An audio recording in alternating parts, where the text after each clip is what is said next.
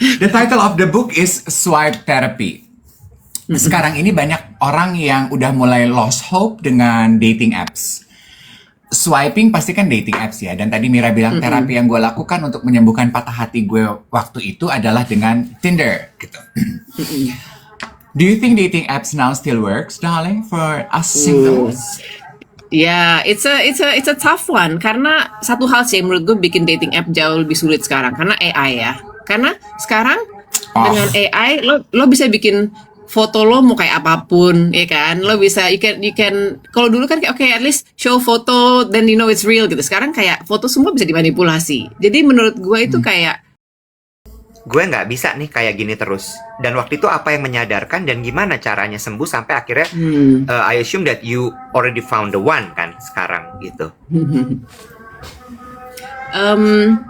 Mungkin dua hal sih. Ke awalnya yang bikin gue merasa oke, gue nggak bisa nih terus kayak gini itu awalnya sih itu balik ke kerjaan ya, karena gue tahu kayak waktu itu my job lagi intens banget gitu kan, kayak saat kondisi gue secara love life lagi terpuruk banget di kerjaan, tiba-tiba dapat kayak budget gila gitu, kayak bener-bener investment budget buat Indonesia lagi high banget. Jadi aku kayak ini masih kayak come up lagi gitu kan, padahal ini udah saat itu udah berapa tahun tuh ya, udah 4 tahun lalu gitu. Aku juga awalnya kesel kenapa munculnya, kenapa aku nangis soal kayak cancel wedding yang 4 tahun lalu, tapi justru it had to happen gitu. Dan semakin kita rasain, semakin kita misalnya lalui lah semua perasaan itu, kayak itu slowly akan kayak get lighter and lighter and lighter. Jadi mungkin kalau benang merahnya adalah memang mau nggak mau harus dirasain sih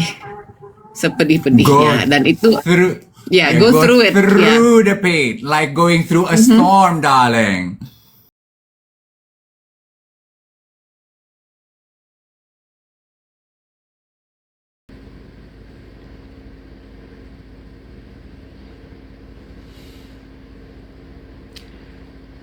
Selamat pagi, gimana acara satu suronya? It was amazing, like amazing.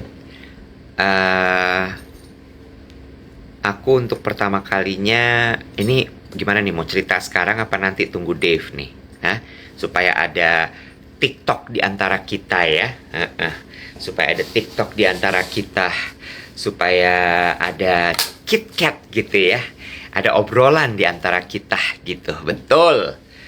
Ngapain Mas Iwet ikut suro? Diundang. Soalnya diundang.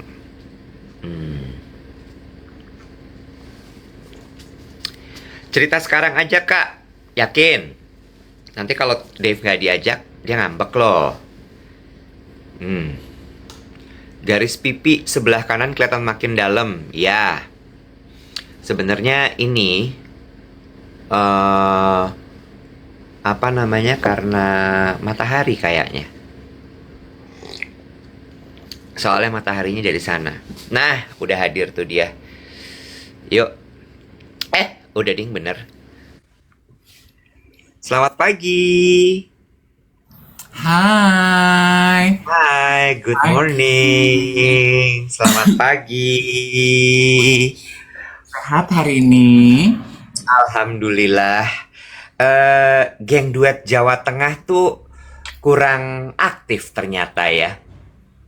Jogja kan? Solo ya lo ya? Iya, gue sekarang lagi di Solo. Jawa Tengah tuh berarti Solo, Semarang gitu dan sekitarnya. Saya nanya, maksudnya tanda tanya.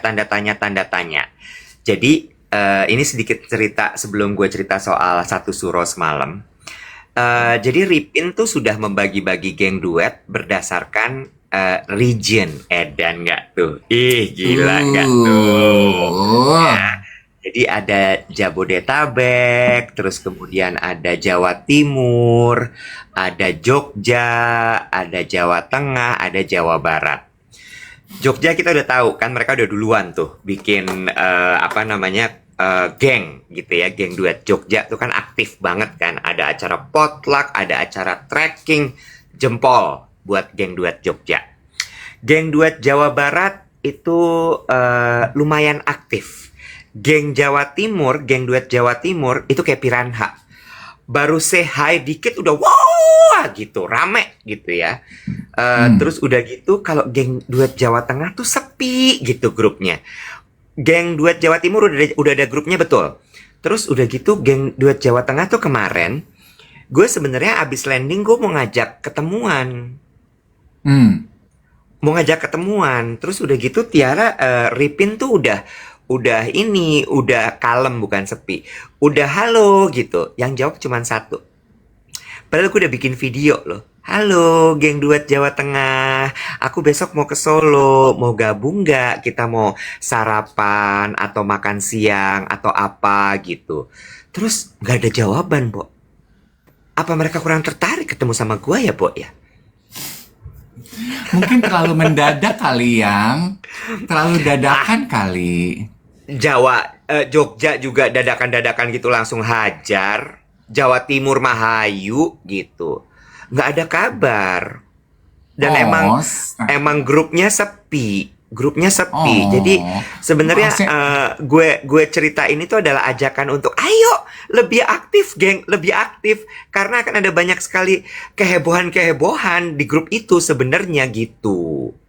Tuh, ada beberapa di kolom komentar nanya, aku belum masuk om grupnya, aku tinggal di Semarang. Nah, kalau pada nanya gimana cara masuk grupnya, kayaknya di grup WhatsApp Duet, itu di channel WhatsApp itu udah ada linknya, teman-teman geng duet bisa isi. Memang kita tuh mengencourage sesama geng duet di regional masing-masing untuk bisa bikin komunitas grup WhatsApp terpisah supaya jadi support system teman-teman satu sama lain, sesama geng duet bisa saling berbagi informasi pekerjaan, menjadi teman lah satu sama lain, sesekali bikin meet up, sesekali ketemu untuk bikin sharing. Intinya tuh untuk jadi support system satu sama lain. Kayak contohnya ya, yang tadi Iwe cerita, Sabtu ini nih nanti tanggal 20 Juni jam 11.30 pagi, duet Jawa Timur itu khusus area Surabaya dan sekitarnya, mereka akan bikin pertemuan pertama tuh di Bakigo Kedai Tonjok. Ya, Bakigo Kedai Tonjok. Jadi untuk geng duet sekaligus panggilan di Jawa Timur, Surabaya dan sekitarnya, please bergabung di grup WhatsApp Jawa Timur, Duet Jawa Timur. Linknya ada di WhatsApp channel Duet atau colek Ripin di DM nanti nyusul. Kemudian area Malang itu juga akan bikin plan meet up, itu juga menyusul ya. Nanti event ini tuh event mandiri, dikoordinir oleh sesama geng duet sendiri gitu ya. Tapi memang kita encourage teman-teman untuk gabung dan saling berkenalan. Nah, gitu. Oh, hari Rabu ya, benar juga. Iya. Selamat hari Rabu semuanya. Tapi ini trip gue ke Solo kali ini menurut gue lumayan reflektif dan juga lumayan membuat gue sedikit lebih tenang. Bertanya deh, lo nggak? Ini udah dinyalain noise cancelling? Udah. Oh udah, berarti kenceng banget. Ya udah nggak apa-apa. Kemarin itu dimulai, jadi gini, gue nggak tahu apakah banyak yang mengalami ini, tapi gue jadi mikir gini, oh ini mungkin karena itu. Jadi gini, udah berapa minggu tuh gue tuh nggak enak, baik badan gue maupun perasaan gue.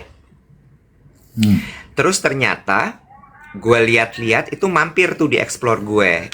Ini karena memang menjelang tahun baru 1 Muharram sama menjelang tahun baru Jawa tuh seperti itu. Gue nggak tahu lo mengalami apa enggak. Oh, kemarin tahu tuh waktu gue kelas ketemu dengan Human Design dan Oracle itu, dia bilang, aduh biasa kalau satu suro gini disebut tulang wangi gitu. Gue nggak tahu juga artinya apa. Continue. Itu dar-der-dornya gila banget. Terus bener-bener kayak semua tuh kayak not in the place aja gitu. Sampai gongnya kemarin adalah gue mendengarkan sebuah berita yang menurut gue gini. Gue mendengarkan berita tidak baik tuh berkali-kali gitu ya. Tapi entah kenapa, kemarin itu tuh rasanya ketika gue mendengar kabar tidak baik tuh sampai kena ke dalam hati gue. Terus gue cuman gini, kenapa ya? Ini harusnya gue nggak seemosional ini gitu. Terus setelah gue ngobrol-ngobrol, ternyata memang menjelang satu suro itu tuh seperti itu rasanya. Gitu. Terus udah gitu gue cuman, oh ya udah deh, dilewatin aja gitu. Terus kemudian kemarin gue ikutan satu suro lagi kan di Mangkunegaran. Acaranya menurut gue kemarin itu bener-bener jadi kayak pit stop buat gue. Jadi pit stop. Jadi kemarin itu gue mulai acaranya dengan, gue lupa namanya apa, tapi kayak semacam high tea gitu di Pracima Twin di tamannya. Cakep banget. Udaranya enak, langitnya bagus, cuacanya cerah. Kita tuh istilahnya adalah kemarin itu sebenarnya isi makanan dulu sebelum kemudian kan kita laku bisu abis itu kan di malam satu suro itu. Terus gue kemarin makan segala macem, ngobrol ini itu segala macem. Gue mau menyapa, lu pasti seneng deh. Gusti Retno. Jadi beliau ini adalah adiknya Mangkunegaran 8. Satu table sama gue. Lu pasti seneng karena dia Princess Rebel. Ya kan? Seneng kan? Nih, dia itu kenapa? Kayak ini ya, apa siapa tuh yang tokoh kartun Disney yang rambutnya oranye, yang bawa panah, itu kan dia juga Princess Rebel tuh. Nah, itu siapalah gitu. Nah, iya, ini Princess Rebel. Get this. Waktu kecil tuh kan princess-princess itu pada diajarin nari, nyulam, jahit. Gak mau. Manjat pohon. Ngeliat kehidupan di benteng luar istana. Abis itu, gue gini, hah? Serius? Terus gue nanya, jadi putri-putri itu bener-bener dikungkung di dalam istana? Iya, kita cuman pergi keluar itu cuman kalau sekolah aja. Begitu pulang, udah abis hidup kita cuman dalam istana. Terus gue gini, oh wow. Abis itu dia sekolah nih, sampai SMA. Abis lulus SMA, dia gak mau kuliah di Indonesia. Di Solo dia gak mau. Dan cuman boleh di Solo ya. Dia bilang, aku mau kuliah di LA. Pergilah dia ke LA kuliah. Dengan meyakinkan ayahnya yang Mangkunegaran 7 ayahnya. Terus abis, Mangkunegaran 8. Karena kakaknya dia Mangkunegaran 9. Terus abis itu, udah selesai kuliah. Mau pulang nggak? Enggak. Dia mau kerja di sana. Karena dia bilang kalau gue ada di Solo terus-terusan, hidup gue terkungkung. Terus abis itu, akhirnya singkat cerita dia harus pulang ke Indonesia karena ayahnya minta banget segala macam. Terus abis itu dia sempat kerja di Jakarta. Dia ketemu pangeran dari Johor Baru. Pernikahan 2 kerajaan. Oh, udah kawin sekarang? Udah, dia kawin tahun 90. 7 hari 7 malam, say. Pestanya? Ya, namanya juga putri raja. Masa nggak 7 hari 7 malam? Ya kan? Cuma yang gue dapetin dari dia itu, ada satu cerita lagi, nanti gue ceritanya off air aja. Dia tuh bener-bener, gila sih. Dia lebih seneng main tenis, dia lebih seneng badminton, dia lebih seneng dansa-dansa. Ya kan? Seneng kan lo? Rebel, Bo. Rebel banget. Dan dia adalah pembela kaum yang lemah. Oh. Lebih spesifik tanpa gua harus sebut, lo harusnya akan paham. Kaum marginal. Aduh, ngerti. Ngerti ya? Sobat, dia tuh sobat, ya. Oh, astaga. Iya? Ya? Sister aku. Betul, ya. Dia selalu mengencourage untuk be yourself. Be true to yourself. Gitu. Terus gue kemarin gue ngeliatin, cantik bentuknya. Ya namanya putri ya, Bo ya. Terus Udah gitu, abis itu di Mangkunegaran lagi ada pameran Suro apa ya? Suro Masa kalau gue nggak salah. Teman-teman yang di Solo mampir deh ke Mangkunegaran untuk experience kalau belum pernah melakukan laku tapa bisu, kirap gitu ya. Karena di situ benar-benar dikasih tahu step-stepnya seperti apa. Bagus banget instalasinya. Terus malamnya Suro. Gue tuh udah niatin banget, gue mau istirahat nih. Hari ini gue bener-bener mau konsentrasi untuk acara ini. Gue baru sekali ngalamin yang namanya meditasi sambil jalan, Bo. Walking meditation? Yes, walking meditation. Nggak ngomong sama sekali, konsentrasi sama bacaan gue, konsentrasi sama langkah gue. Itu kan jalan kaki 1 jam ya. Gue selesai baca-bacaan gue tuh 45 menit, 50 menit. Abis itu gue kayak gak ngantuk. Fresh banget. Dan ini kayak ketarik senyum aja gitu gue. Itu bener-bener dalam jalan itu gue bener-bener kayak merefleksikan apa yang gue lakukan, apa yang sudah terjadi, kekesalan gue, kesedihan gue. Oh, it's amazing. It's amazing. Ini kan bukan visit satu suro lo yang pertama ya, kan tahun lalu juga udah 2 kali, Bukan. 3 kan kalau nggak salah. Iya, bukan yang Emang pertama. Kemarin kamu nggak ikut walking meditation-nya? Ikut, cuma kan yang kemarin, Oke. yang persis kemarin itu gue kerja, nggak konsentrasi. Oh, paham. Iya, lu Iya jagain kan? klien, Iya, jagain ini, jagain iya, itu. betul. Atur standby. Paham. Yang ini bener-bener gue konsentrasi dan emang udah gue niatin bahwa gue mau pergi karena gue bener-bener mau experience beneran. Tapi dari situ gue melihat gitu ya bahwa once in a lifetime lo butuh untuk kemudian berhenti dan merefleksikan diri seperti itu. That's what we discussed a few days ago, bicara mengenai reset ya. Menurut aku yang kamu alami itu, yang kamu lakukan, what you experience is actually you are taking time to reset gitu.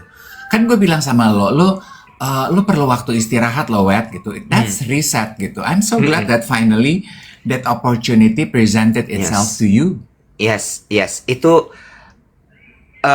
it was an amazing experience dan ternyata ritualnya itu banyak sekali. Kalau satu suro di Mangkunegaran itu ada tapa bisu yang keliling itu, terus kemudian setelah itu ada meditasi lagi. Cuman gue nggak ikut karena kayak gila udah malam banget, besok gue mesti siaran.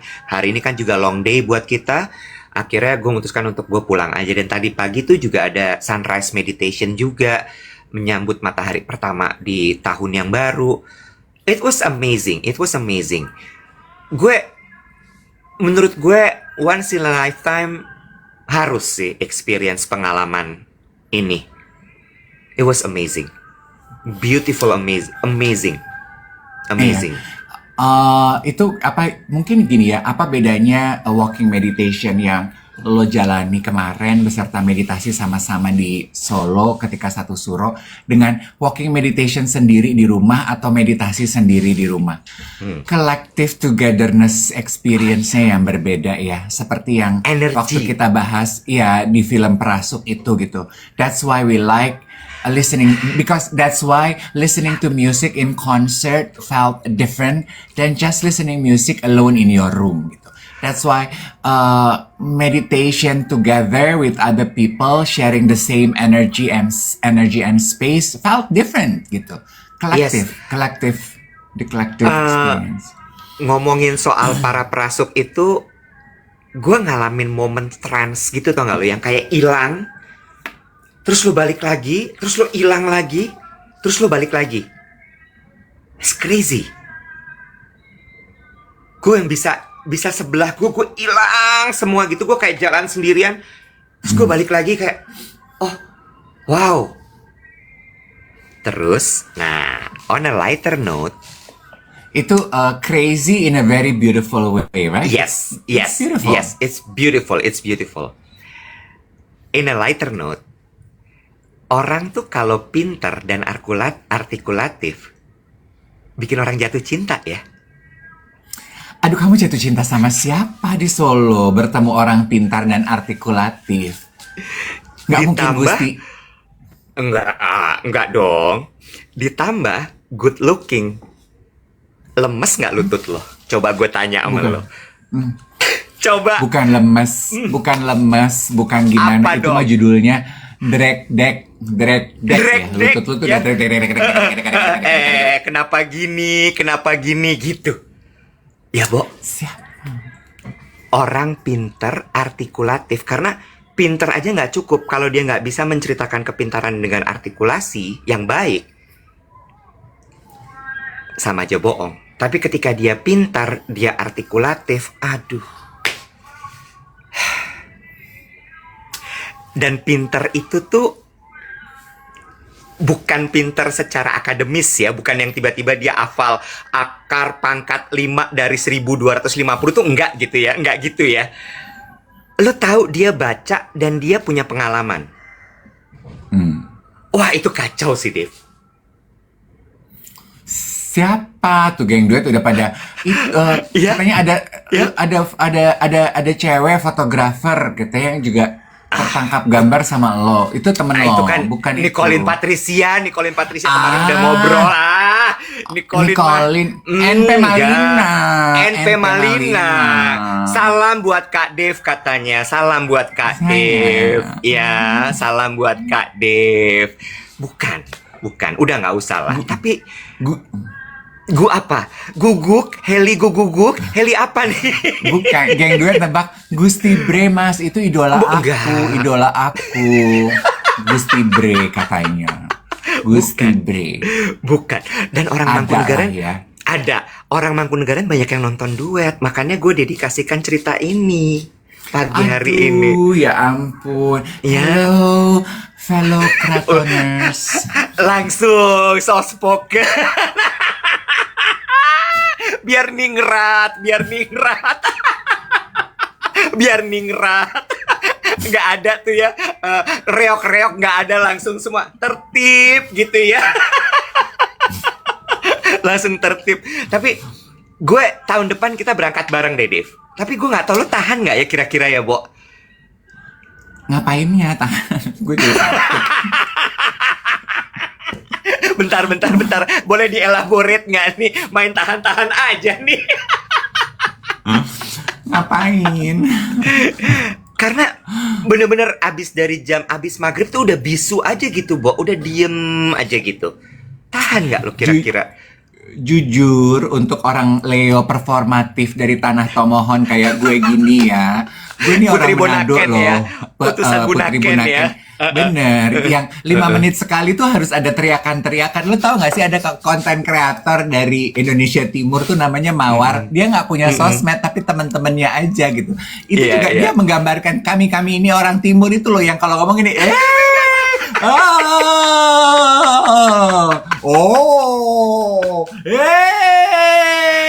Ya kan? bisu gitu gue. Bisu, Bo. Bener-bener lo diem aja gitu. Dan itu kan banyak tata-tataan ya, banyak tata krama gitu. Gue kayak, aduh Dave, bisa nggak ya gue ajak ke sini, dia tahan. Mana pakai beskap begitu kan panas ya, Bo. Penong, gue ngeliat lu dan Penong. aja gue gini. Ini pestanya outdoor ya, bukan di ballroom. Enggak. Lengkap nih kayaknya. Enggak, Bo. Outdoor, Bo. Terus kan mesti polos ya, nggak boleh pakai aksesoris banyak gitu. Aduh itu gue gak kuat. Aduh gue apa dong? Masa sih? Apa sih? Polos banget nih. Di beskap gue gitu. Polosan banget nih. Ya kan? Barijeng jalan lagi kan pakai beskap, pakai kain itu, Jawi Jangkep namanya. Jawi jangkep. Tapi cakep-cakep yang datang. Cakep ya. Mungkin gue akan pergi just secara jujur-jujur aja ya. Gue akan pergi mungkin dorongannya ya pergi deh. Siapa tahu ketemu jodoh gitu. Lu cetek banget lah. Banget. Lah, kan katanya gitu ya geng duet ya. Coba Iya, mana yang iya, single-single. Kan katanya Iya, gitu iya, ya, iya. kita tuh harus keluar dari zona nyaman kita gitu. Iya, Kita tuh harus bener. bergabung di komunitas di tempat yang tidak biasa gitu. Kalau lo Betul. misalnya cuman mainnya di mall lagi, di cafe lagi, nggak ketemu-ketemu jodoh, lo coba cari circle community baru. Kayak semalam gitu ya, gue habis ngobrol sama beberapa teman-teman cewek gue gitu ya. Aduh, cantik-cantik perempuan-perempuan ini, kerjaannya pada pinter-pinter, jago cari duit, berbakti sama orang tua, rajin ke gereja, pandai merawat diri. Terus teman gue bilang gini, aduh, gue gemes deh nih kalian-kalian pada nggak punya pacar gini. Ayo, udah ikut gue yuk, kita ke bengkel CrossFit. Aduh, gue nggak bisa, Bo, gitu. Emang bisa pakai high heels masuk bengkel? Aduh, gue nggak bisa. Terus temen gue make a point yang menurut gue menarik. Terus kan kita kan teman-temannya pada pengen ikut. Ikut dong, Nek, ikut dong. Nggak bisa. Oh, gue nih mau bawa cewek-cewek ini masuk ke dalam community yang isinya straight-straight semua. Lo pada jangan ngikut deh. Kasihan tahu teman kita isinya lu lagi, lu lagi, lu lagi, lu lagi gitu. Dia perlu komunitas baru. Gue gini, Bo, kenapa lu bawa dia ke gitu, yang heavy lifting gitu? Biar beda aja. Iya, Lu jangan cuman ngumpul di comfort zone lo. Keluar iya, dong dari comfort zone lo. iya, Ya, iya, mungkin lo nggak akan ketemu jodoh. At least you try something new in your life. At iya, least you treat yourself into new experiences gitu. iya, Nek, kita nih hidup isinya digital lagi, digital lagi. Interaksi kita tuh cuma di digital lagi, di digital lagi. Udah kalau kita olahraga, make sense temen gue. Kalau lu olahraga weightlifting, crossfit, lu nggak pegang handphone, lu cuman konsentrasi sama kekuatan badan lu, sama collective consciousness ngerjain instruksi dari instruktur rame-rame. Itu tuh menyenangkan sekali. Oh iya juga ya gitu. Mm-mm. Jangan Ya kaget mungkin ya, kalau kayaknya gue akan bolak-balik nih di weekend-weekend gitu nanti. pasti. Gue tuh udah tahu kok. Lu tuh kan juga gampang kecanduan ya. Gue udah tahu. Lu kan juga ya lu tuh bersembunyi aja di balik lu yang rasional, lu yang gila kerja, lu yang Iya, iya, lu tuh kayaknya iya, tuh senang iya, menyendiri. Itu tuh iya, narasi-narasi yang dibangun iya, aja. iya. Lu tuh gampang Framing, kecanduan. Framing. Lu tuh gampang kecanduan, mudah jatuh Adiksi. cinta, adiksi, lu dan fantasi dan imajinasi lu itu cuman lu yang tahu Iya, isi kepala iya, lu iya, apa. bener, Iya, bener. itu tuh Tapi lo. gue lagi berusaha untuk melogikakan juga dari yang gue rasakan semalam itu, karena kan nggak mungkin ya gue terus-terusan menggunakan perasaan gue gini. Ini jangan-jangan cuman karena baju nih. Ini baju kayaknya nih, ini pengaruh baju nih. Orang kalau pakai ageman gitu kan kayaknya langsung scale up gitu, kayak escalate gitu kan, auranya tuh biar gitu. Terus gue cuman gini, ini kayaknya baju nih. Tapi gue ngobrol lagi, gue ini lagi, gue itu lagi. Enggak nih. Iya nih, itu nih gitu. Heeh. Iya, dinikmatin aja wet. Rasa itu Iya, nggak butuh logika kadang-kadang. iya, Kalau lu iya, sibuk iya. berantem terus antara rasa dan logika, nggak akan Bagus. neracanya nggak akan balance loh itu. Gila dia ngomongin PNL loh. Masalah cinta dikaitin sama PNL loh. Neraca loh dia loh. Kan lu Dia orang ngomongin bisnis, neraca. Iya bener. Karena kan Kan lu kalau orang ngomong bisnis. ngomong bisnis siapa tahu nanti attracting orang bisnis juga, iya kan? Nggak apa-apa. Bener. And for me ya, sebagai orang yang sangat indulge on my own rasa gitu, itu tuh sehat kok buat kita untuk sesekali mengindulge apa yang kita rasakan dengan penuh dan menikmatinya and fully immerse. Maksud gue gini, Nek, udah deh. Meditasi, berdoa, pujian penyembahan, ibadah, agama, spirituality, religion, itu tuh nggak ada yang pakai logika loh, Wet. Itu tuh rasa. mulai emosi. Temennya terlalu logis, nggak terima nih, gue nggak bisa nih, harus dibenerin nih, Terus kemarin ngobrol sama Nicolin tuh kan banci-banci zodiak ya, apa-apa tuh semua dikaitin ke zodiaknya. Terus cerita-cerita gini gitu, dia kan Sagittarius gini gitu. Ada satu hal tentang Leo yang gue terus terdiam. Nicolin bilang gini, oh, superhero syndrome ya. Tahu loh superhero syndrome? Ini hidup. Memonisasi kupu-kupu malam. Ya, Bo ya.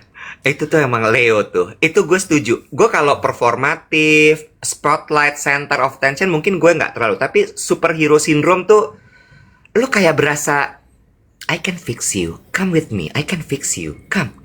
It's okay. I'll be patient. Ya.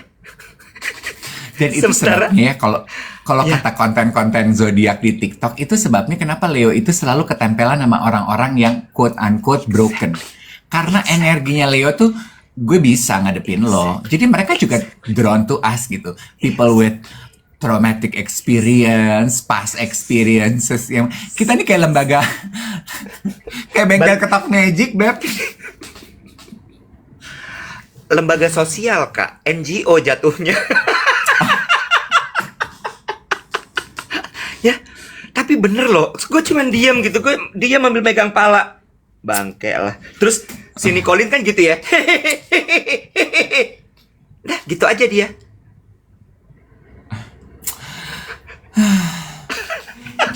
Gue sih cuman mau bilang begini, Web. Gue sih cuman mau bilang begini ya.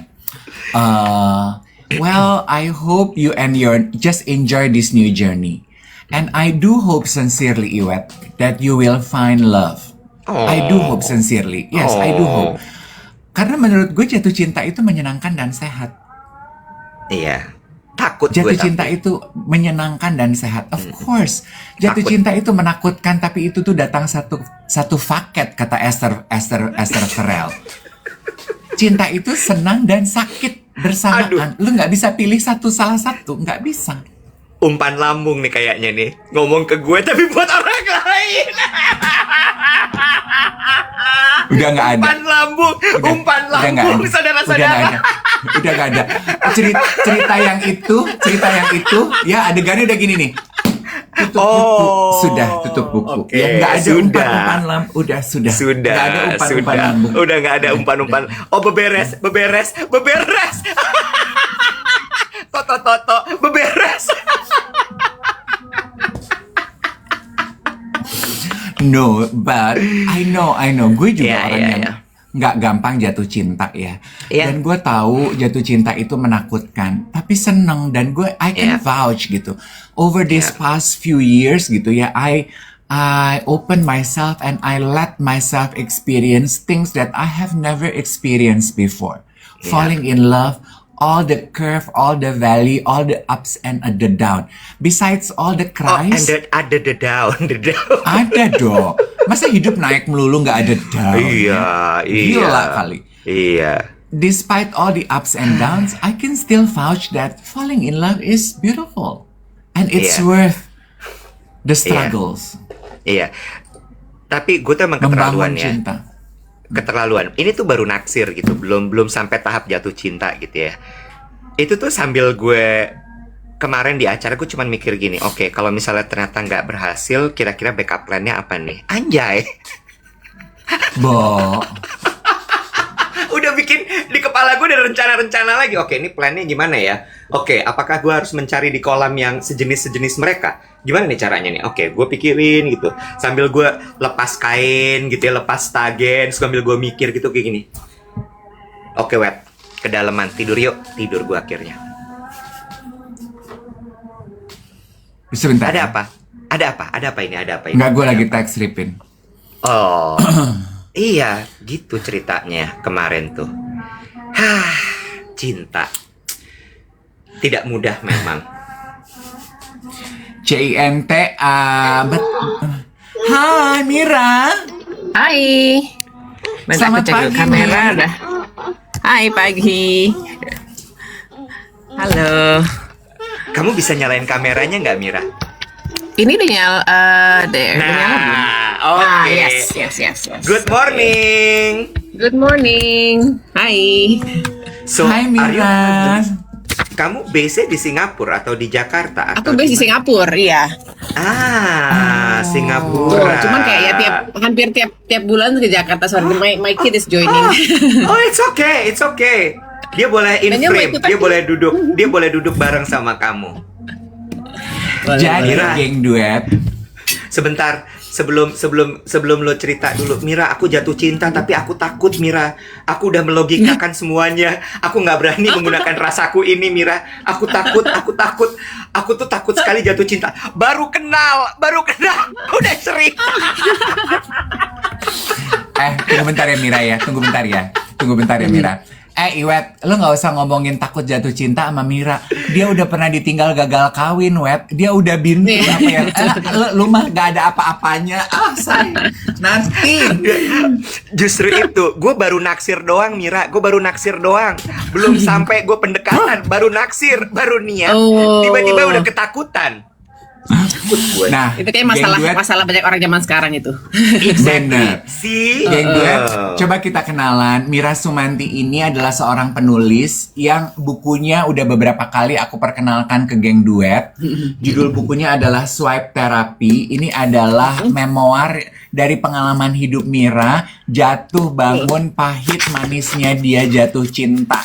Nah, aku pikir akan menarik nih kita kenalin ke geng duet supaya geng duet bisa baca bukunya dan dapat insight-nya dan juga dapat penguatan. Nggak ada kisah cinta yang 100% sempurna gitu loh. Iya. Betul. Justru menurut gue kayak emang pengalaman pahit itu bikin kita jadi lebih mateng lah ya untuk relationship berikutnya.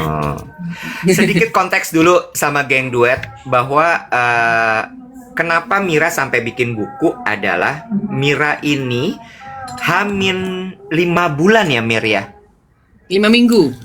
5 minggu, sorry. 5 bulan mah jauh. 5 minggu ditinggal mau nikah. Jadi udah toto-toto semua mau nikah, tiba-tiba hamil 5 minggu, tas. Bukan cuman tas, he is gone.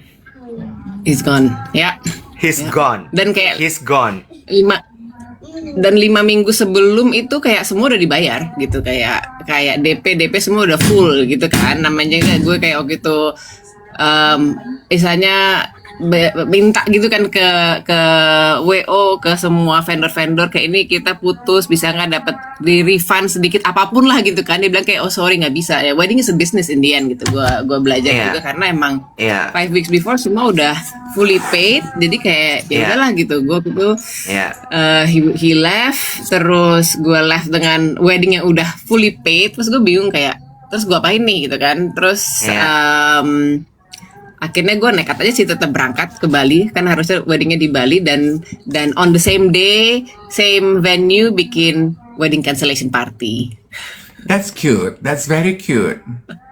Really? Karena kayak why not gitu ya, soalnya kayak semua teman-teman gue yang waktu itu datang, karena waktu itu gue tinggal di sebelum balik ke Jakarta tinggal di Amsterdam kan, jadi banyak teman-teman yang dari Belanda datang gitu, semua udah tiket mereka juga unrefundable, jadi mereka mikir kayak yaudah deh kawinannya nggak jadi tapi tetap bisa jadi holiday gitu kan, bisa liburan. Terus gue yang mikir kayak yaudahlah gue mau ketemu mereka, so we'll try. Yaudah gue berangkat tetap kayak udah throw wedding cancellation party, cuman with a notice kayak gue bilang ke teman-teman gue kalau tiba-tiba hari itu gue breakdown, tiba-tiba gue nangis, please kick everyone out. Pokoknya kayak mereka udah support gue banget lah gitu. Jadi kayak benar-benar kayak nekat aja. Iya. Dan satu lagi adalah sebentar, biar dapat konteks dulu. Satu lagi adalah Mira ini pada saat itu creative lead dari Google Southeast Asia atau up until now. Itu sekarang waktu itu sekarang. Gue kerja sekarang kan gue di Singapura, creative lead Google Southeast Asia. Pas saat itu, pas kejadian itu sekitar 10 tahun lalu, gue masih base di Jakarta waktu itu, kerja buat Google Indonesia.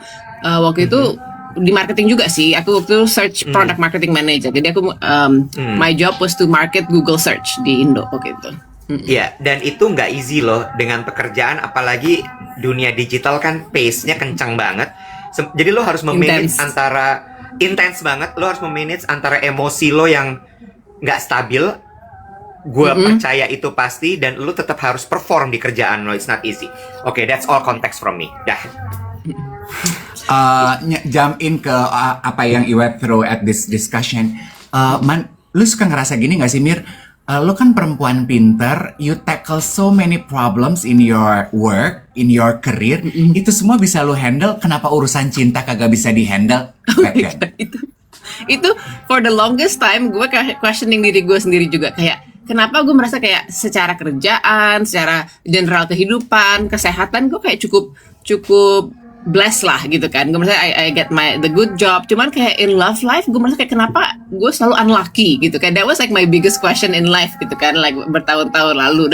Dan mungkin in hindsight gitu ya, setelah gagal nikah 10 tahun lalu itu, terus gue kan jadi benar-benar saya go on my rebound healing journey, meet so many different people. Itu baru mungkin gue pas saat itu gue menyadari my own my own pattern kali ya, yang not serving me well gitu. Karena kayak, dan itu rootnya banyak banget lah, ke ujung-ujung lah biasalah. Kalau mau ditarik mundur pasti semua ada hubungannya ke relasi kita terhadap orang tua segala macem gitu kan. And then in my case juga waktu itu yang gue sadarin setelah go through all my healing journey adalah mungkin there's unresolved things between me and my dad gitu. Yang bikin gue pattern relationship gue tuh kayaknya kok not healthy jadinya. Maybe I seek people yang unavailable, seek people yang emang istilahnya maybe not best gitu kan. Tapi itu karena emang karena mungkin like my own way of dealing with my dad juga gitu. Gue suka nih pembahasan ini. Jadi dari kejadian itu tadi menyebutkan healing process, dan kemudian healing process itu dijadikan buku ya Mir ya. Which yang tadi Dave kasih lihat sama kita. Boleh dikasih lihat lagi Dave bukunya Dave. Nah, gue tertarik dengan yang lo bilang tadi soal your relationship with, kita nggak spesifik lah nyebut dad, tapi parents. Bisa dad, bisa juga mom. Dan lo menemukan bahwa pattern kenapa lo unlucky with love, itu ada salah satunya yang memang tidak solve hubungan dengan orang tua itu. Can you elaborate that for us? Anjay, bagus Ya. nggak tuh elaborate lo, elaborate banget nggak tuh? Beskap. Ini gak usah di moderator pakai kesimpulan, langsung aja pertanyaannya. Mira juga orang pintar, nggak perlu lu simpulkan begitu. Ya udah gue Nanya, nanya. Reo, gimana mau jadi demure, soft spoken? Silakan Mira, waktu dan Kan tempat. kayak suka ada term-term kayak ya in meme world apa daddy issues gitu kan. Cuman kayak, and I think it can come in many different ways. Dan for my case saat itu, again, my dad was not a bad person at all. Dia kayak like I love him, I respect him. Cuman kayak zaman dulu gue mikir ini era-era dimana belum ada internet, belum ada WhatsApp, tapi my dad kerjaannya just happens to be dia insinyur, dia kerjaannya di oil and gas. Jadi dia sering banget offshore gitu kan. Jadi dia tuh kayak selalu 3 bulan gone, 2 minggu balik, 4 bulan pergi lagi, seminggu balik, tanpa gue pas di era-era itu gue nggak ada waktu buat kontak dia gitu kan. There's no means saat itu, cuman kayak telepon landline dan susah banget. Jadi kayak growing up gue itu merasa I didn't build strong connection with my dad karena dia tuh ya rarely there gitu. Bukan karena dia jahat atau apa, hanya karena ya kebetulan aja kerjaannya begitu, dan itu era dimana nggak ada cara komunikasi gitu kan. Terus mungkin aku nyadarin bahwa mungkin I needed more gitu, more father presence gitu kan growing up. Nah, gara-gara itu aku ngerasa kayak ini kayak aku menyadari kayak habit dari SMP SMA aku tuh somehow selalu pacaran sama cowok yang jauh lebih tua gitu. Dan aku back in the days mikirnya aku emang cocoknya emang lebih tua bla bla bla. Cuman setelah many years later aku nyadar itu there's a little bit of a daddy issue there, karena mungkin sosok yang aku cari itu yang lebih maunya yang lebih tua, lebih kayak mengayomi. Terus also karena my dad juga jarang ada, somehow orang-orang yang agak unavailable itu jadi kayak mungkin familiar buat aku gitu. Jadi aku karena my dad was rarely there, jadi aku somehow mungkin kayak tertarik justru kalau orang agak-agak unavailable tuh mikir kayak this is like my dad's relationship, me and my dad gitu. Jadi ada kayak salah melihat sebuah hubungan gitu kali ya. Tapi itu aku nggak nyadarin ini sampai many years later gitu. Jadi mungkin kayak a little bit of this daddy issues bikin aku jadi kayak subconsciously get attracted to people yang maybe not the best for me gitu, like growing up. Pertanyaan Mir, nah pemahaman ini kamu sadari sendiri along the way dengan internal dialog atau bantuan terapis kah? Terus setelah itu, nah setelah you resolve your daddy issue problem or whatever issues that you are having, apakah baru setelah itu kamu akhirnya jatuh cinta lagi dan bertemu jodoh kah? Gitu seperti bayangan ideal yang ada di kepala kita ya, geng duetnya. Itu both ya, kayaknya waktu itu aku pas selama healing journey, obviously aku bilangnya kayak Tinder was my therapy karena via orang-orang yang aku ketemu gitu kan. Tapi aku juga waktu itu see a therapist juga gitu kan. Jadi kayak bener-bener aku bisa reflect back kayak oh aku ngalamin ini terus bisa dibahas lagi. Tapi aku bener-bener ngerasa kayak you can do all the talk therapy as much as you want, tapi kayak bener-bener it's when you go through and like ngalamin lagi atau kayak reflect on like kayak your own experience, itu menurut aku yang paling berharga sih gitu kan, karena itu to the point kayak there's a chapter in the book called The One, di mana aku ketemu seorang sosok yang on paper he's really good, cuman aku menyadari kayak ini aku tahu nih kalau misalnya aku end up sama dia, relationshipnya bakal kayak my mom and my dad. Something is so familiar, tapi sebenarnya itu agak it's not good for me, tapi so familiar. Dan aku kayak jadi kayak attach banget ke dia, dan I think the act of ending that itu menurut aku tuh kayak one of my ways buat kayak break the cycle lah gitu of my own like pattern. Itu chapter the art director otomotif sutradara itu bukan? Bukan. Ini chapternya chapter 7, I think. I'm checking. Okay. Chapter 7, the Turkish guy. I have not reached that part yet. Tapi Mira, yang satu yang buat aku paling sedih, yang I promise myself kalau aku akhirnya bisa ngobrol sama kamu, aku mau tunggu bentar. Aku mau bilang sama kamu, oh Mira, bagian itu sedih banget. Bagian yang kamu harus ngambil baju pernikahan yang udah kamu pesen dari desainermu. Gue tuh sampai Google nama desainer lo itu untuk bisa membayangkan. So I get the full version of your taste in gowns and how sad it is to be able to, you know, let the fabric touch your skin on that day. Oh my God, Mira.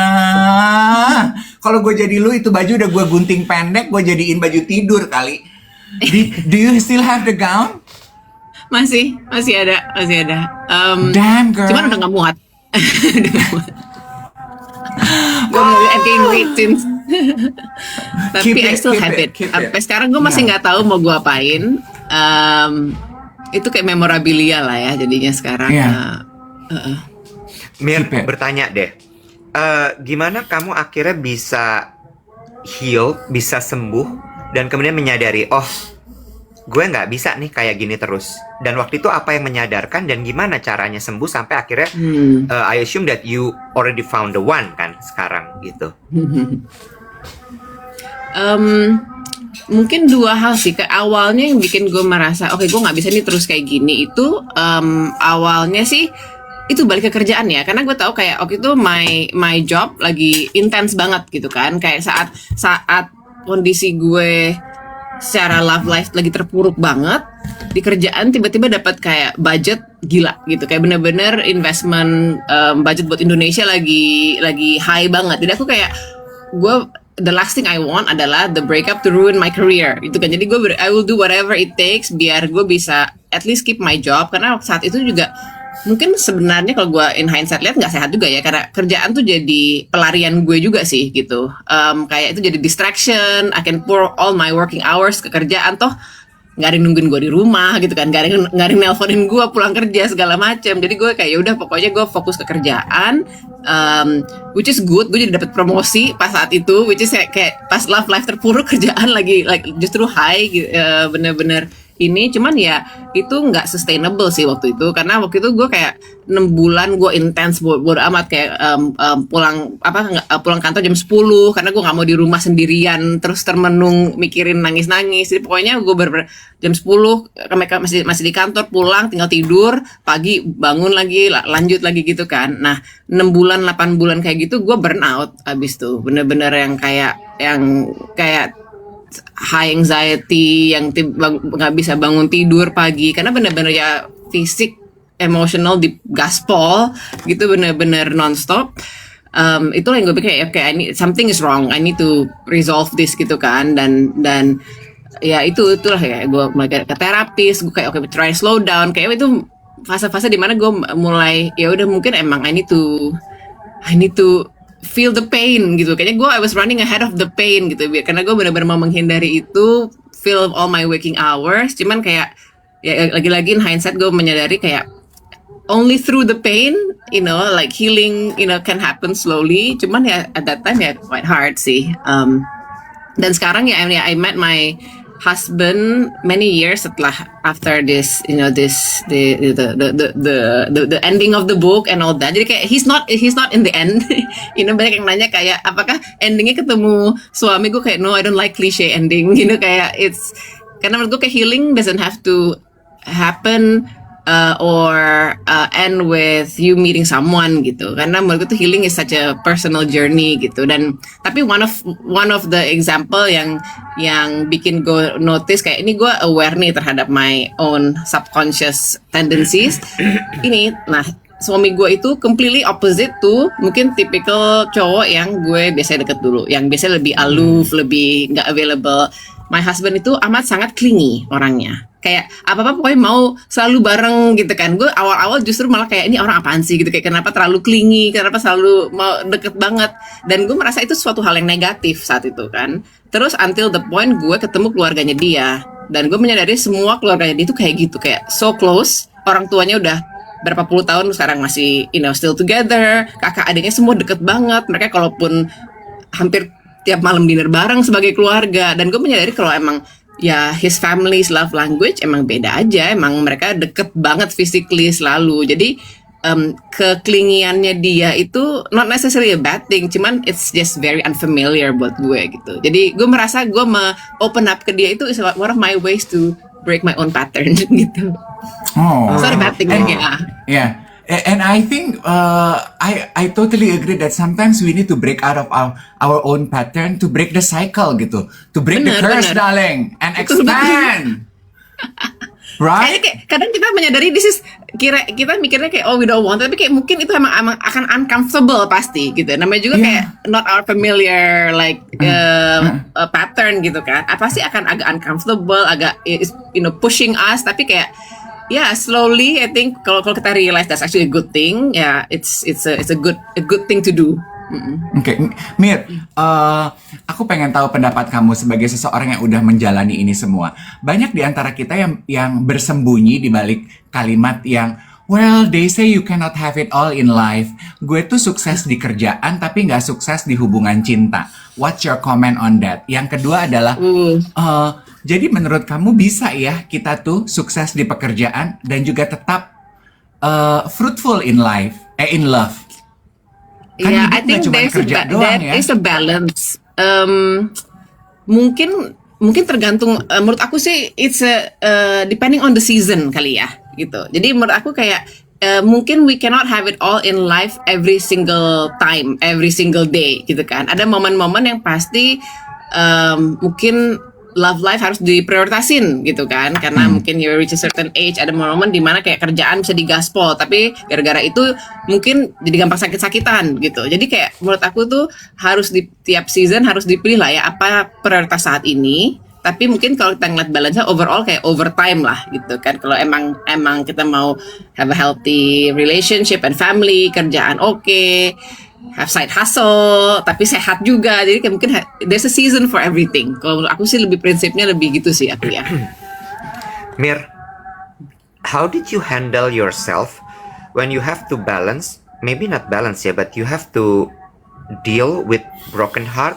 In the meantime, you have to work and very focused, because I know what you did or what you do is very intense. Dunia kreatif, I mean, becoming a creative person for a marketing, you need a very comfort condition to create plan, to create campaign, whatever. Dan menurut aku it must be tough ya.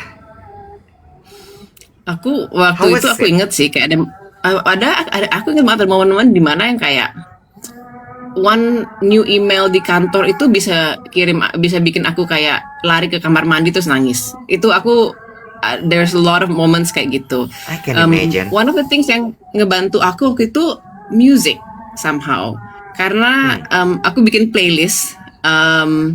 Itu kayak playlist nangis aku gitu loh. Jadi kayak tiap kali ada momen-momen yang kayak benar-benar bikin gundah, pengen nangis, aku tuh harus nyari soundtrack lagunya gitu. Jadi kayak kadang kan Mira aku ini beli DJ banget kayak, Wet. Oh, oke. DJ. Oke. Carry on. terus kayak soalnya kayak lagu itu, karena aku tahu kayak nangis itu is a good thing gitu kan. At least kalau bisa dikeluarin, dirilis, itu bisa make myself a bit lighter gitu kan. Jadi aku bener-bener kadang kalau di tengah-tengah kerjaan too much, aku lari ke kamar mandi, pasang headphone, aku nangis di kamar mandi. Bener-bener kayak 20 minutes hiding in the toilet. Habis itu aku nangisnya nggak bisa kenceng-kenceng karena takut ada yang dengar gitu samping. Habis itu kayak wipe my tears. Oke, I go back gitu. Habis itu dan yang ngebantu banget waktu itu juga olahraga sih. Waktu itu aku kayak kalau ada momen di mana aku dapat email dari my ex soal masalah duit-duitan yang masih kita perlu resolve gitu kan. Siapa yang masih utang sama siapa soal kawinan. Aku bener-bener kayak udah aku break. Oke, stop kerja jam 5. Kebetulan kantor Google waktu itu dekat sama Senayan, ya kan. Jadi aku lari 5 kilometer sekitar GBK gitu biar kayak release all the anger, mandi, habis itu balik kantor lagi. Jadi kayak ya aku harus bener-bener kayak find ways buat release the steam, emotion, either nangis atau olahraga atau waktu itu hot yoga segala macem, biar at least ya bisa dikit-dikit di release, aku lanjut kerja lagi, release lagi. At least tuh itu tapi tetap lagi itu it work for a few months. Abis itu ya aku burn out jelas. Abis itu kayak it was too much juga in the end. Oke. Apa yang kamu pelajari dan kamu bisa sampaikan ke geng duet gitu terkait dengan healing yourself? Kan kamu udah nyobain tuh yang ya udah gue jalanin nih, kerja, berpikir, perform, dengan kalau misalnya lagi breakdown nangis, olahraga. Tapi kan it doesn't solve. No. It didn't solve gitu. Apa yang kemudian kamu akan bisa sampaikan untuk orang tuh bisa, oh gitu ya, gitu. Ya mungkin yang aku benar-benar pelajarin bahwa emang kayak emotional trouble gitu-gitu itu semakin kita hindarin, semakin kita cari apa namanya pelarian dari masalah segala macam itu semakin gak hilang gitu, semakin kuat gitu malah that emotional problem. Jadi emang rasanya counterintuitive, tapi facing it head on, kayak sit with it, ya udah kepedihan dirasain serasa-rasainnya. Saya kayak semakin kita terima dan kita rasain itu, slowly itu will get better, will get lighter. Jadi kayak benar-benar like face it head on. Menurut aku pas momen itu mungkin my saving grace adalah COVID. Karena pas COVID itulah dimana aku really find my closure. Karena pas COVID tuh kan nggak bisa travel, nggak bisa lari kemana-mana, nggak bisa ketemu orang. Aku waktu itu lagi lockdown di Singapura. Pas di momen itu aku kayak nangis. Terus kayak somehow the thing that happened many years ago masih kayak muncul. Aku juga bingung kenapa kok ini masih kayak come up lagi gitu kan. Padahal ini saat itu udah berapa tahun tuh ya, udah 4 tahun lalu gitu. Aku juga awalnya kesel kenapa muncul, kenapa aku nangis soal kayak cancelled wedding yang 4 tahun lalu. Tapi justru it had to happen gitu. Dan semakin kita rasain, semakin kita misalnya lalui lah semua perasaan itu, kayak itu slowly akan kayak get lighter and lighter. Jadi mungkin kalau benang merahnya adalah memang mau nggak mau harus dirasain sih sepedih-pedihnya, dan itu go through it, the pain, like going through a storm, darling. Yes, that's the only way. The quickest way through a storm is like through it. Yeah. The title of the book is Swipe Therapy. Sekarang ini banyak orang yang udah mulai lost hope dengan dating apps. Swiping pasti kan dating apps ya. Dan tadi Mira bilang terapi yang gue lakukan untuk menyembuhkan patah hati gue waktu itu adalah dengan Tinder gitu. Do you think dating apps now still works, darling, for us singles? Yeah, it's a tough one. Karena satu hal sih menurut gue bikin dating app jauh lebih sulit sekarang, karena AI ya. Karena sekarang dengan AI lo bisa bikin foto lo mau kayak apapun, ya kan? Lo bisa, you can. Kalau dulu kan kayak at least show foto, then you know it's real gitu. Sekarang kayak foto semua bisa dimanipulasi. Jadi menurut gue itu kayak there's a few things yang problem dengan dating app. Ada kayak too many choices, emang bikin orang jadi nggak bisa milih, jadi kayak labil gitu kan. Orang kayak dapet apa ya, fake sense of oh the next best person is this one swipe away. Dan menurut gue itu bikin orang-orang anak-anak muda tuh jadi labil, jadi nggak bisa komit, jadi ekspektasinya terlalu tinggi gitu kadang dengan dating apps. Karena kita kayak oh anak-anak muda mau kayak oh gue pengen punya pacar yang seksi, pinter, tinggi segini, make duit segini, terus kita kayak hand over that role ke algorithm dating app buat nyariin kita gitu kan. Jadi ekspektasi itu tinggi banget, dan kayaknya banyak anak-anak muda yang expect-nya kalau misalnya ketemuan via dating app, kalau misalnya nggak ada crazy sparks, butterfly, oh ini orangnya not good gitu. Padahal kan menurut gue sih nggak semua orang, you know, comes alive in the first date gitu kan. Kayak gue mikir kayak kalau misalnya ada teman-teman yang kita naksir di sekolah, kadang-kadang it's over time, setelah setahun yang tadinya malah nggak suka, terus tiba-tiba karena sering ketemu lama-lama jadi naksir juga gitu. Jadi kayak I think dating app bikin orang ngarep chemistry itu harus instan, sedangkan sometimes it's just built over time, over like knowing someone gitu. Dan karena AI orang jadi kayak bisa they can put whatever they want gitu kan online. Jadi menurut aku tuh paling penting sih emang harus trust your own gut and instinct when you meet in person sih. Itu yang paling penting tetap sekarang. Dua hal dari obrolan tadi, satu adalah ini yang kemudian jadi jawaban kenapa anak-anak Gen Z itu gila-gila IRL, in real life. Yes, Karena betul. Ya, karena mereka udah fed up dengan ini AI, gue nggak capek banget nih orang pada nipu apa segala macam. That's number one. The second is coming from you who work in a digital world, and you said that about algorithm. It's amazing. Karena emang karena kayak I know ya, I work in tech, cuman kayak aku harus ngeliat kayak ethicsnya juga gitu kan, like what's the good and what's the bad of a technology gitu kan. Dan aku kayak kalau masalah dating ya itu dia, kayak orang trust level ke online itu akan gone saat ini. Kayak kita kalau ngeliat video apapun online tuh kayak harus question dulu ini AI atau enggak sih gitu kan. Apalagi dengan profil-profil orang di dating app itu susah gitu. Sedangkan in real life, at least in real life ya you have your own gut to rely on juga gitu kan. Your instinct bisa jalan gitu, and then bisa ketemu orangnya langsung, and that's important gitu untuk tetap di harness, di maintain gitu. So aku juga ngeliat sekarang trennya a lot of dating app company kayak Bumble, itu mereka they're moving away from trying to give people a lot of match online into actually facilitating in real life connection. Jadi mereka sekarang justru banyak bikin event. Jadi mereka that's their pivot lah gitu kan. Jadi mereka memfasilitasi the event atau the unique experiences biar orang-orang bisa ketemu offline. So I think that's the kind of trend that I'm seeing, yang which is good sih, karena ya once you're in person your gut can tell you gitu. Tapi ya tetap aja harus sabar ya, jangan anak muda harus tetap sabar, jangan expect sekali ketemu langsung kayak harus jatuh cinta baru tandanya ini the one, enggak juga gitu. Kayak banyak orang yang kayak ya they will grow on you over time. Okay, don't put too much pressure on it gitu. Just go easy and light and see where the connection leads to gitu ya. Iya. Okay. Mir, Swipe therapy kalau mau beli bisa bukunya di mana? So saat ini aku lagi work with getting it distributed to like a lot of retailers. Tapi saat ini bisa get on my website, ada di Tokopedia, bisa, and then soon will be on a lot of Indo retailers. Okay. Mir, seneng. thank you ya. Akhirnya bisa ketemu mukamu. Sekarang kalau aku lanjutin sisa perjalanan aku dengan bukumu ini, I can imagine your voice talking to me and telling the stories again. Ya, Dave, mungkin boleh diceritain sama geng duet. Bukunya tuh bentuknya apa? Apakah kayak fiksi kah? Atau kayak buku self-help kah? Atau kayak gimana? Yang aku suka dari ini memoir geng duet. Jadi Mira akan membawa kita semua ke dalam perjalanannya dia. She is very articulate in the sentences dan apa adanya banget gitu. Nggak terlalu manis. Nggak terlalu, lo tau kan, ada kan kadang-kadang penulis yang terlalu manis dan terlalu berbunga-bunga. Kalau dia nggak, Bo, she is that gut in your belly when it's wrong, gitu. She's that kind of person and she's that kind of girl. So, she's di mana nyari lagi kayak gini kira-kira artikulatif? Kita ngomong begini seolah-olah orangnya nggak ada di sini ya, bro. Ini orangnya di bawah.